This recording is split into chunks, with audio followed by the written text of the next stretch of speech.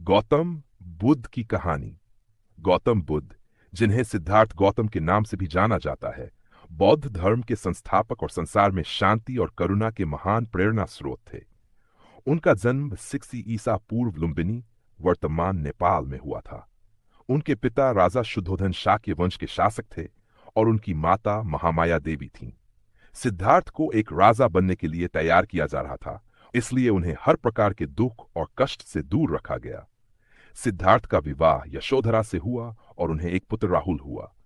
हालांकि वे एक आरामदायक जीवन जी रहे थे, परंतु उनका मन संसार की सच्चाई जानने को उत्सुक था। 4 दृश्य और परिवर्तन।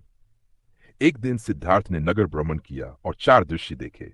1, एक वृद्ध व्यक्ति जो बताता है कि बुढ़ापा अपरिहार्य है। एक बीमार व्यक्ति जो बताता है कि हर कोई बीमारी का शिकार हो सकता है।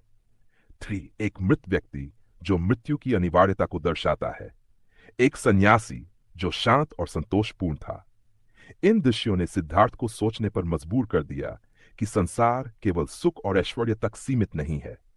उन्होंने ये समझा कि जीवन में दुख का कारण और समाधान खोजना अत्यंत आवश्यक है। संन्यास और ज्ञान की खोज। 19 वर्ष की आयु में सिद्धार्थ ने अपना घर, परिवार और राजसी जीवन छोड़ दिया। उन्होंने संन्यास ग्रहण किया और सत्य की खोज में निकल पड़े।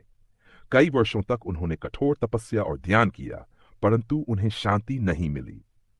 इसके बाद उन्होंने मध्यम मार्ग अपनाया, जो अत्यधिक सुख या कष्ट के बीच का संतुलन है। अंततः बोधगया में बोधि वृक्ष के नीचे ध्यान करते हुए उन्हें ज्ञान प्राप्त हुआ। वे गौतम बुद्ध बन गए। धर्म प्रचार और शिक्षा। ज्ञान प्राप्त करने के बाद बुद्ध ने अपना पहला उपदेश सारनाथ में दिया, जिसे धर्मचक्र प्रवर्तन कहा जाता है। उन्होंने 8 फोल्ड मार्ग और 4 आर्य सत्य की शिक्षा दी, जिनका उद्देश्य जीवन के दुखों से मुक्ति पाना है। उन्होंने करुणा, अहिंसा और सत्य की शिक्षा दी। महापी वर्ष की आयु में बुद्ध ने कुशीनगर में महापरिनिर्वाण प्राप्त किया। उनके उपदेश और शिक्षाएं आज भी विश्व भर में लाखों लोगों को प्रेरित करती हैं।